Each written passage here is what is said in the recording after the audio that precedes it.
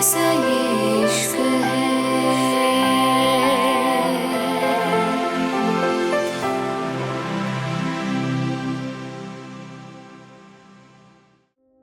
मुंबई। रुद्राक्ष रूहानी को देखते हुए बोला, क्या हुआ, सब ठीक है? रुद्राक्ष की बात पे रूहानी कांपती आवाज से बोली, सर आप, सब ठीक है? मेरा मतलब है आपको कुछ चाहिए? कुछ भी? रूहानी की बात पे रुद्राक्ष धीरे से बोला, सब ठीक है और मुझे कुछ नहीं चाहिए। मुझे तुम ये बताओ, इतनी घबराई हुई क्यों है? और तुम मुझे सर के अलावा और कुछ बुला सकती हो। रुद्राक्ष की आवाज पे राव्या गहरी सांस लेकर बोली, जी ठीक है। आपको कुछ चाहिए? रूहानी के सवाल पे रुद्राक्ष उसके हाथ को देखते हुए बोला, नहीं मुझे कुछ नहीं चाहिए। रुद्राक्ष जानता था रूहानी उससे कुछ छुपा रही है, लेकिन फिलहाल वो खामोश था। और फिर कुछ देर बाद वो चला गया था। उसके जाने के बाद रूहानी ने गहरी सांस ली थी। उसको सुकून का सांस आया था। अभी थोड़ी देर ही गुजरी थी जब अचानक ही अंजलि गुस्से से उसके पास आई थी। इससे पहले रूहानी कुछ समझ पाती, अंजलि उसका हाथ पकड़ के गुस्से से बोली, मुझे तुमसे जरूरी बात करनी है, चलो मेरे साथ। अंजलि की बात पे रूहानी जल्दी से बोली, क्या बात करनी है आपको, बताइए। रूहानी की बात पे अंजलि उसका हाथ कस के दबाते हुए बोली, अभी तो मेहमान है लड़की, तुम्हें तो मैं बहुत जल्दी तुम्हारी औकात याद दिलाती हूँ। बहुत सर, चढ़ रही हो ना तुम, रुको। तुम कुछ देर, और इतना कह के अंजलि हया के पास चली गई थी। वहीं दूसरी तरफ विरांश और राव्या दोनों ही एक साथ खड़े हुए थे। राव्या रुवांश के सीने से लगते हुए बोली, मुझे उम्मीद नहीं थी इतनी जल्दी हमारी जिंदगी इतनी खूबसूरत हो जाएगी। मुझे सच में उम्मीद नहीं थी इतनी जल्दी हम दोनों एक हो जाएंगे। सिर्फ एक हफ्ता और उसके बाद में मिसेज राव्या रिवांश शेखावत बन जाऊंगी। वाओ। राव्या की बात पे रिवांश उसके बाल सहलाते हुए बोला, तुम्हारी तरह मैंने भी इस दिन का बहुत इंतजार किया है राव्या, और फाइनली हम वो दिन अब जी पाएंगे। मैं बहुत खुश हूं, बहुत ज्यादा। रिवांश की बात पे राव्या मुस्कुरा के बोली, I love you so much Rivansh, I really love you. इतना कह के राव्या रिवांश के गले लग गई थी। वहीं दूसरी तरफ आधी रात हो चुकी थी और पार्टी भी खत्म हो गई थी। सब लोग चले गए थे। शेखावत परिवार भी जाने के लिए तैयार था। तभी रिवांश धीरे से बोला, मॉम, हमारी शादी अगले हफ्ते है और मैं चाहता हूं मेरी और राव्या के सब फंक्शन साथ में हो। रिवांश की बात पे राव्या धीरे से बोली, हाँ मॉम, रिवांश सही कह रहा है, मैं भी यही सोच रही हूं। दोनों की बात सुनकर रुद्राक्ष आराम से बोला, मुझे लगता है अभी हमें इस बारे में अच्छे से बात करनी चाहिए। जल्दबाजी में कोई फैसला करके खुद ही कुछ भी नहीं सोच लेना चाहिए। रुद्राक्ष की बात सुनके रिवांश थोड़ा गुस्से से बोला, मुझे नहीं लगता, डेट कुछ बचा है, फैसला हो चुका है और इससे आगे मुझे कोई बात नहीं करनी।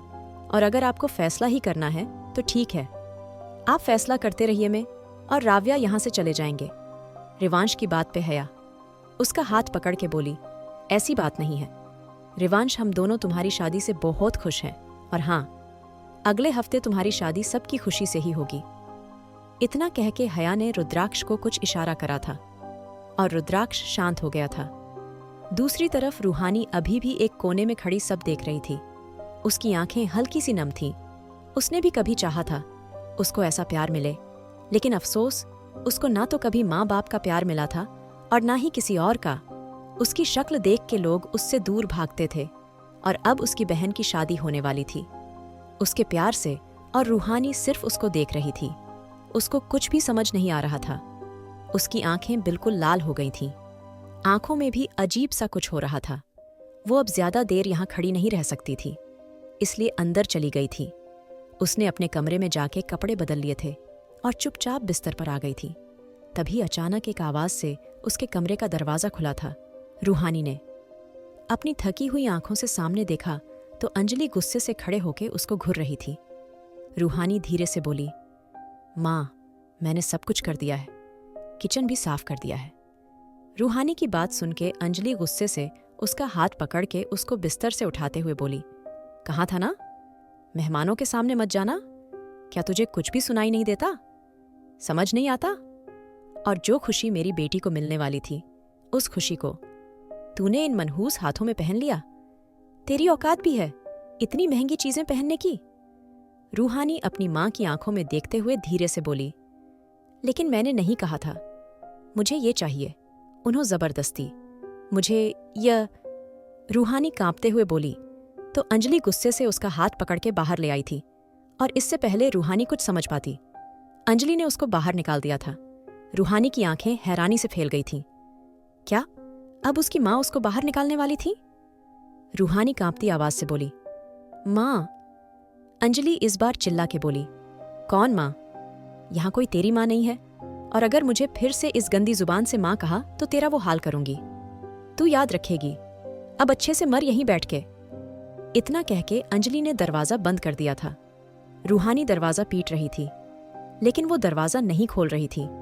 ठंड की वजह से उसका चेहरा लाल हो गया था। उसने तो कहा भी नहीं था। उसको वो रिंग चाहिए। पता नहीं क्यों उसको वो रिंग दे दी थी। वो तड़प रही थी। उसने अपने पतले से दुपट्टे को खुद के ऊपर डाल दिया था, लेकिन ठंड बहुत थी और वो चाह के भी ठंड से बच नहीं पा रही थी। इसलिए वो गार्डन में पड़ी कुर्सी पे बैठ गई थी। उसकी आंखों में फिर से आंसू थे। पता नहीं वो कब तक बिना गलती के सजा काटती रहेगी। पता नहीं वो कब तक ये सब झेलेगी। यही सोच के वो आसमान की तरफ देखने लगी थी। जन्नत विला। सब लोग मेन हॉल में बैठे हुए थे। विरांश चला गया था। उसकी कोई इंपॉर्टेंट मीटिंग थी। रुद्राक्ष थोड़ा तेज आवाज से बोला, मैंने कहा था ना, अभी शादी के लिए कोई नहीं बोलेगा तो आप सब किस लिए मान गए? और हया, तुम सिर्फ रिवांश की हर बात को माने जा रही हो। उसकी हर बार माननी जरूरी नहीं है। तुम उसकी मां हो, कभी तो उसको समझाओ, बताओ। रुद्राक्ष की बात पे हया गुस्से से बोली, प्लीज रुद्राक्ष, तुम क्या बकवास कर रहे हो? मैं उसको समझाऊं? मैं उसको मनाऊं? तुम जानते भी हो क्या बोल रहे हो। वो तुम्हारा ही बेटा है और दुनिया की कोई भी ताकत लगाने से वो नहीं मानता। क्या ये बात तुम्हें पता नहीं? और राव्या उसकी पसंद है, ये बात तुम भी जानते हो ना? और उसको पूरा हक है अपनी पसंद की लड़की लाने का। हम इसमें कुछ नहीं कर सकते। रुद्राक्ष प्लीज मेरी बात मानो। हया की बात पे वीना भी आराम से बोली, सही कह रही है हया, और क्या कमी है राव्या में? मुझे तो मना करने की कोई वजह भी नजर नहीं आती। खूबसूरत है, अमीर है, और क्या चाहिए? अगले हफ्ते शादी है, तैयारियां शुरू करो रुद्राक्ष। सबकी बात सुन के रुद्राक्ष ने कोई रिएक्ट नहीं करा था। उसको पता था सब लोग इस शादी से खुश हैं। उसका बेटा इस शादी से खुश है तो उसको क्यों बुरा लग रहा था? उसको भी खुश होना चाहिए था, लेकिन यहाँ सब उल्टा हो रहा था। उसको इस शादी की कोई खुशी नहीं थी। और फिर कुछ देर बाद वो उठते हुए बोला, अगर आपने ऐसा सोच ही लिया है तो ठीक है। रुद्राक्ष के जाने के बाद मन्नत धीरे से बोली, मुझे समझ नहीं आ रहा आखिर रुद्राक्ष चाह क्या रहा है। अग्रवाल परिवार का नाम है यहाँ, और जैसे विरांश चाहता है। राव्या में वो हर खूबी है। मन्नत की बात पे वीना धीरे से बोली, शायद रुद्राक्ष को वो बदुसरत सी लड़की पसंद नहीं आ रही। देखा कितनी बुरी है। वीना की बात पे मन्नत थोड़ा गुस्से से बोली, वीना क्या बोल रही हो तुम? तुम्हें कुछ होश है? वीना मन्नत को देखते हुए आराम से बोली, मैं बिल्कुल सही बोल रही हूं। देखा आपने कैसे हमारी होने वाली बहू को नजर लगा रही थी?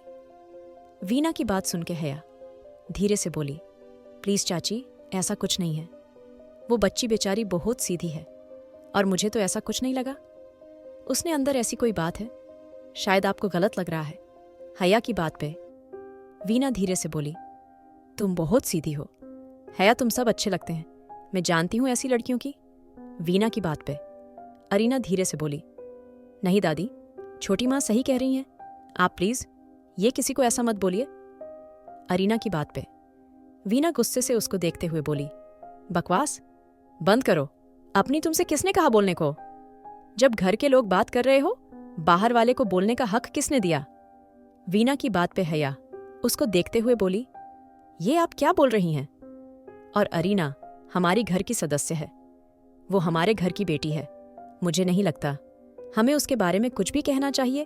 आप समझ रही हैं ना चाची? हया की बात पे वीना उठते हुए बोली, इसको कह देना मेरा बेटा आ रहा है, उससे दूर रहे मैं नहीं चाहती। इसकी मनहूस शक्ल देख के मेरा बेटा चला जाए। वीना का हर बार का यही था। वो बोलने से पहले जरा भी नहीं सोचती थी, और अब फिर वो अपनी बातों से अरीना को हर्ट करके चली गई थी। अरीना की आंखों में आंसू आ गए थे। हया उसके पास जाना चाहती थी, लेकिन वो हया के करीब आने से पहले ही उठ के चली गई थी। दूसरी तरफ विरांश अपने केबिन में बैठा था और राव्या उसके सामने ही थी। राव्या अपनी रिंग से खेल रही थी और रिवांश उसको बड़े ही प्यार से देख रहा था। विरांश राव्या को देख के धीरे से बोली, राव्या, तुम एक पल भी मुझसे दूर नहीं रह सकती? राव्या रिवांश को देखते हुए बोली, तुम रह सकते हो। राव्या की बात पे रिवांश ने सर हिला दिया था। तभी राव्या उसकी गोद में बैठते हुए बोली, मैं भी नहीं रह सकती। राव्या की बात पे रिवांश ने उसको सर को चूम लिया था। अभी अभी दोनों ही एक दूसरे के पास से आए थे और बीच में रिवांश अपने ऑफिस आ गया था और राव्या भी उसके पीछे आ गई थी। रिवांश की मीटिंग हो चुकी थी और राव्या उसको देख रही थी। रिवांश राव्या के बालों को सहलाते हुए बोला, अब घर चलें? मैं तुम्हें छोड़ दूंगा। रिवांश की बात पे राव्या हैरानी से बोली, क्या बोल रहे हो? रिवांश उसके सर को चूमते हुए बोला, मैं तुम्हें घर छोड़ दूंगा राव्या। रिवांश की बात सुनके राव्या ने सुकून की सांस ली थी। उसको कुछ समझ आ गया। रिवांश बोल क्या रहा है? राव्या रिवांश की शर्ट से खेलते हुए बोली, अब मेरा अपने घर जाने का मन नहीं करता।